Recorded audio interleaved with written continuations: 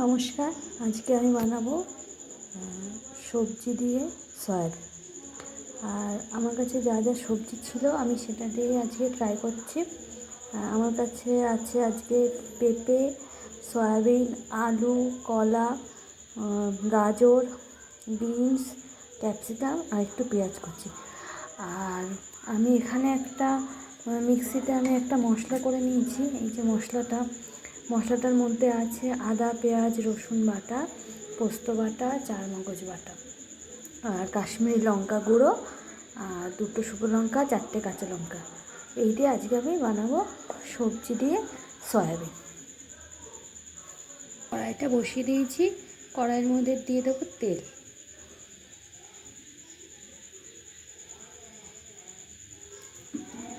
তেলটা দিয়ে দিলাম, একটু গরম হতে থাকুক। তেলটা গরম হয়ে গেছে, দিয়ে দেবো গোটা গরম মশলা, দিয়ে দেবো জিরে। জিরেটা একটু লাল লাল হয়ে গেছে, এরপরে একে একে সব সবজি দেবো। দিয়ে দেবো পেঁয়াজ,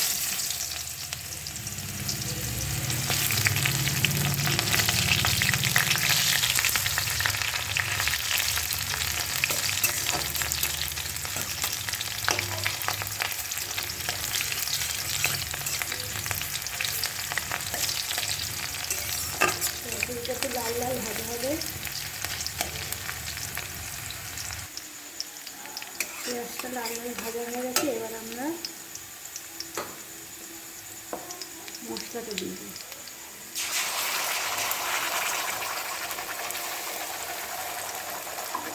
মশলাটা দিয়ে দিলাম।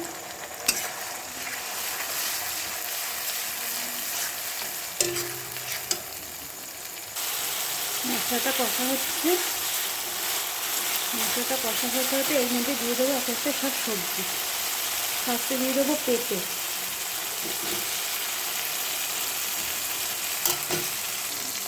পেঁপে দিয়ে দিলাম।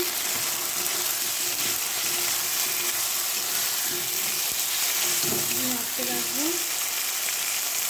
দিয়ে দেবো ক্যাপসিকাম,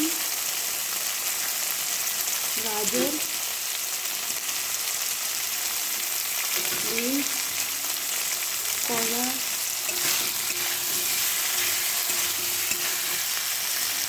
আলু। তারপর দিয়ে দেবো সয়াবিন।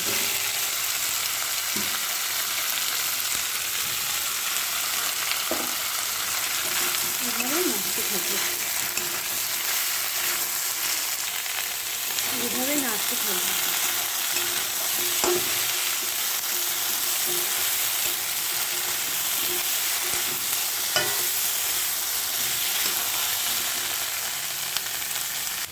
এর মধ্যে দেবো নুন,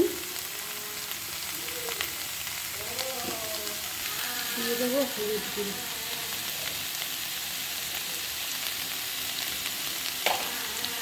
একটু নাড়তে করি।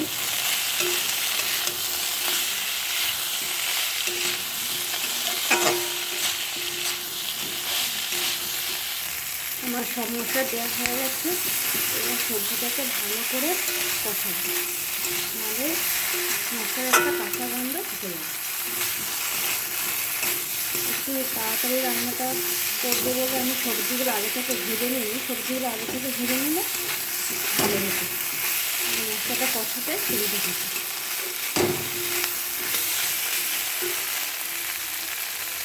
সামান্য একটু জল দেবো, কড়াটা ধরে যাচ্ছে, এটা ধরবে না। আস্তে আস্তে এটা কষাতে থাকতে হবে।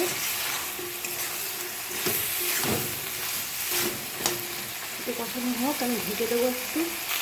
এবার এর মধ্যে একটু সামান্য চিনি অ্যাড করবো।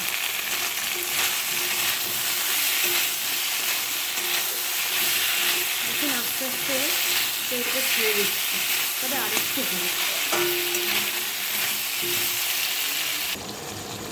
সবজি থেকে তেলটা ছেড়ে দিতে শুরু করেছে, আর একটু মেরে নেবো।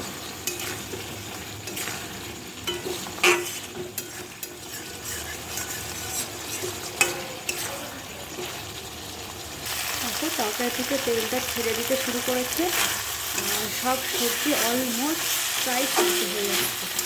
আর আমি এর মধ্যে একটু জল দিয়ে দেবো, জল দিয়ে এটাকে আমি 15 মিনিটের জন্য ঢাকা দিয়ে দেবো।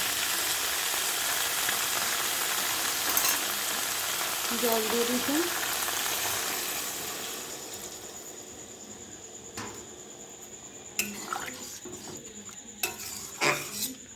জল দিয়ে একটু সিদ্ধ হতে দেবো।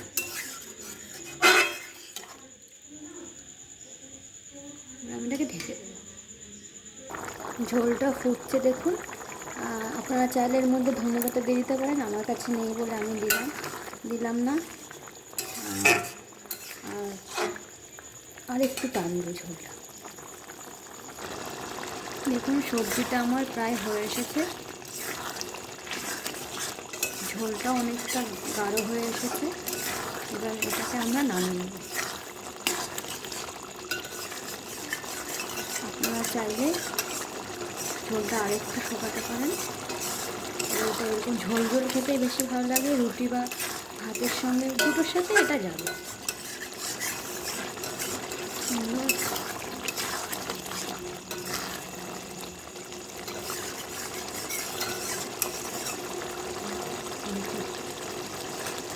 এটাকে আমরা নামিয়ে রেডি হয়ে গেছে আজকে আমাদের সয়াবিন সবজি। একটু ধনেপাতা হলে ভালো হতো, ধনেপাতা দিলে একটু বেশি টেস্টি হয়।